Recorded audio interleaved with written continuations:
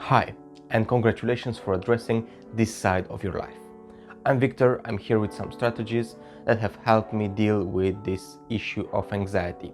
And I can understand that in 2020, you might feel more anxious than ever before. And I think lots of us are in this position. So it's incredibly and increasingly important to address this. And I want to start by suggesting to speak with a clinical psychotherapist. That's the person who can help you most. But I know that this video is for the person who wants a way to kind of reduce the stress, wants to kind of reduce the anxiety, and maybe it needs something very fast, very quick. And see, I find anxiety to be like a cartoonish villain. So the more you look at it, the more you address it, the smaller it gets. And the way you address it is not by thinking of it and asking why questions. That's not helpful. The way you address it is by taking actions, planning stuff, and seeing some results afterwards. Because most of the times anxiety comes from a lack of decision or from a lack of action. And it means that you don't quite have the control in your life that you would desire. Obviously, anxiety for me is something different from that anxiety for you. So there is not a one-size-fits-all approach for everybody. That's why I also again encourage you to talk with somebody professional. But those are my 5 tips.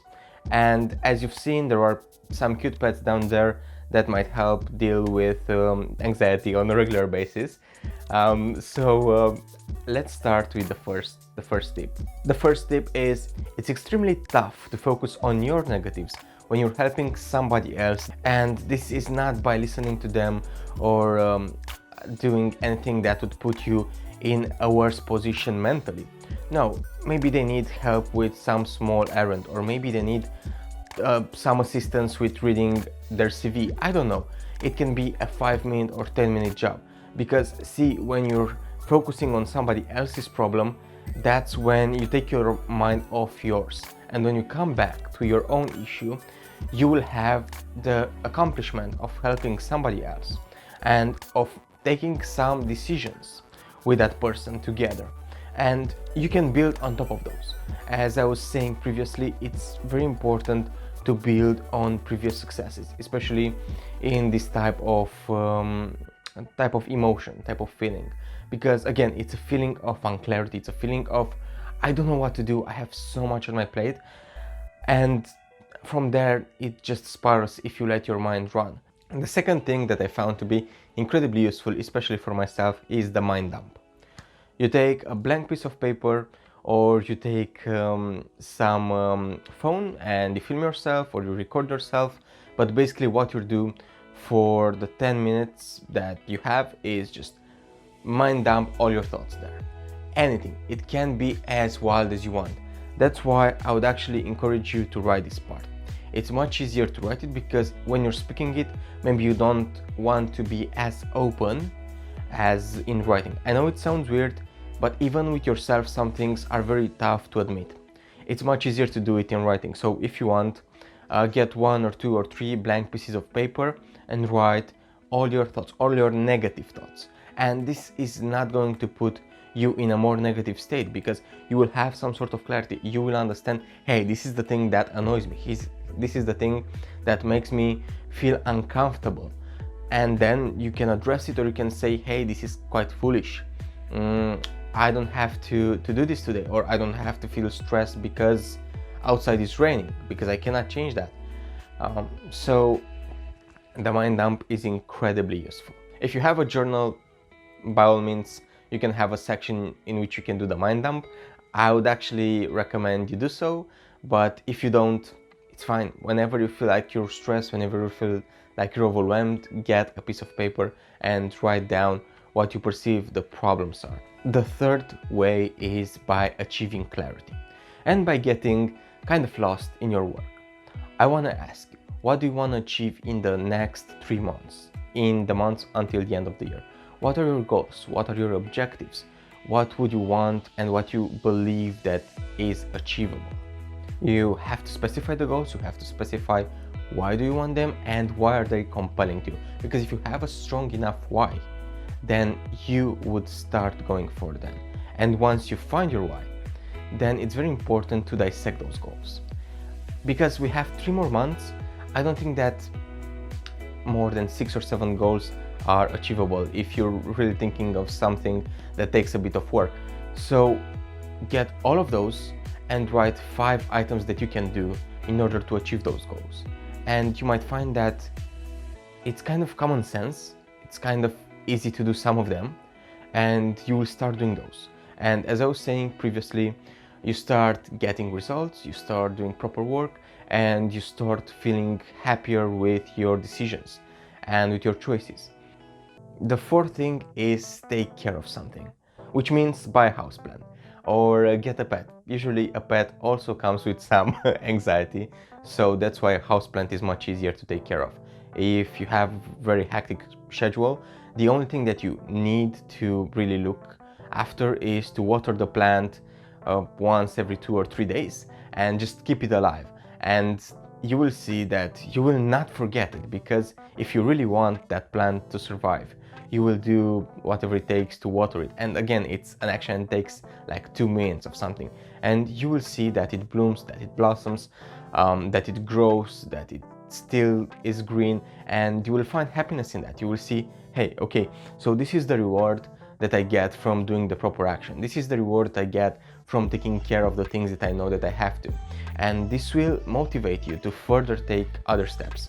And obviously you kind of found the pattern here in all those tips. It's kind of making ourselves happy with the things that we can achieve very fast, we can achieve immediately, and also tricking our brain into thinking, hey, you know what, I've been successful so many times until now, and even today I was successful in so many ways until now. The plant is not that. I managed to write down something. I managed to understand why I'm feeling anxious. I managed to do something to help a friend. Those are very, very powerful things when you're feeling anxious or when you're feeling powerless.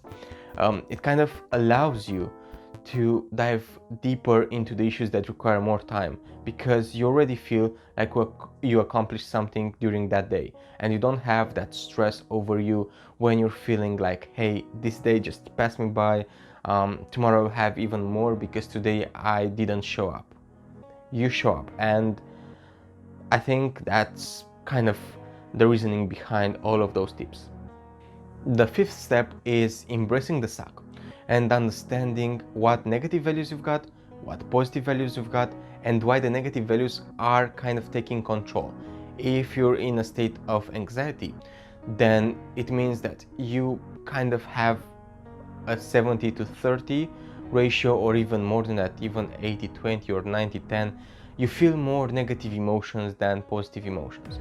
And those emotions usually are emotions of lack, emotions of feeling powerless, emotions of not knowing what decision to make, emotions of feeling overwhelmed, feeling stressed, feeling powerless. But then you also have some other positive emotions that you can feel on a day-to-day basis. Maybe you look at the nature and you find beauty in it. Maybe you look at some successes and you feel proud of it. Or maybe you feel love in your life. You feel like you have humor, you have friends that make you laugh, you have people that you can rely on, you have trust, you have all of those powerful and beautiful emotions. And you have to understand why they are being kind of beaten down by the negative emotions. And it's great to find 5 or 7 very powerful negative emotions that you feel on a regular basis, and 5 or 7 positive ones, and to understand why you're feeling more the negative ones than the positive ones. This is an exercise that you can do on your own. Nobody can tell you what's wrong, what's right. Nobody can actually give you any sort of answers, but you then can understand. Maybe you're feeling really frustrated that something didn't happen yet, and maybe you can realize, hey, okay, that's fine, it didn't happen yet, but it will eventually happen if I knock on enough doors. And now, after you've got all of those negative emotions down, all of your positive ones, try to understand what would it need to happen for you to feel more positive emotions. And again, those are questions that I cannot answer to, only you can answer to. And when you have those questions, it's great to even, again, I'm suggesting this for the 3rd time, but talk with somebody specialized in this. Talk with somebody that can listen to you. I do not suggest talking to friends. I do not suggest talking to the people close to you, because you don't even want to put that sort of strain on them. It's much better to go to a professional. It's much better to speak to somebody that has a long history of dealing with anxiety. And just to close this off, I think each person has felt anxiety at some point in their lives, and I think many people managed to overcome it. They did it through incredible action, they did it through incredible self-control, and I know that everybody is capable of that. Okay, so those are the 5 tips, and I'm hoping this is helping you. Like, share, subscribe, do whatever you want, and we're gonna hear each other again soon.